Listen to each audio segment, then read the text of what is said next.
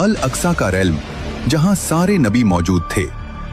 मस्जिद अल अक्सा सिर्फ एक जगह नहीं थी, वो एक रेल्म था, एक ऐसा डायमेंशन जहां टाइम कोलैप्स हो चुका था।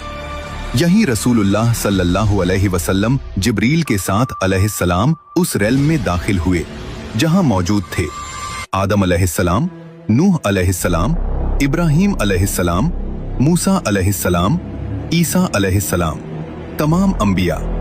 और कहा गया, आगे बढ़िए, इमामत आप कराइए। ये सिर्फ नमाज नहीं थी, ये डिक्लेरेशन ऑफ फाइनल प्रॉफिटहुड थी। और वहां से आसमानों की ओर मिराज की शुरुआत।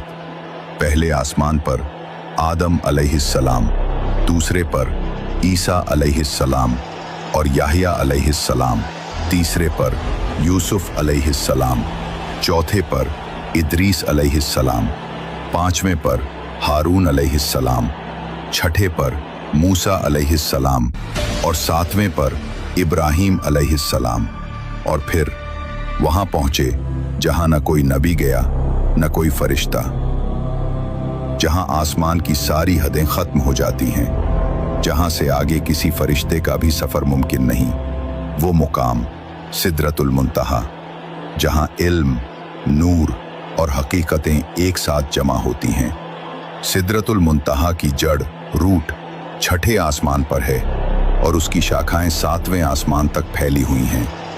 यही वो जगह है जहां से नील और फुरात, दुनिया की दो सबसे मुबारक नदियां, अपनी हकीकत का सफर शुरू करती हैं।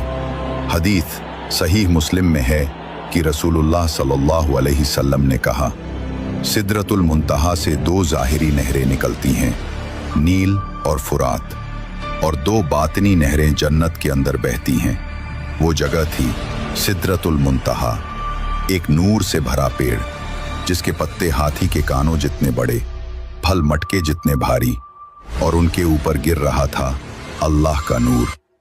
ये नूर जब सिदरा पर गिरता था तो पेड़ के रंग ऐसे बदल जाते थे जो किसी इंसान ने, किसी दुनिया ने, किसी कैमरे ने कभी देखे ही नहीं, क्योंकि वो रंग इस दुनिया के स्पेक्ट्रम में आते ही नहीं।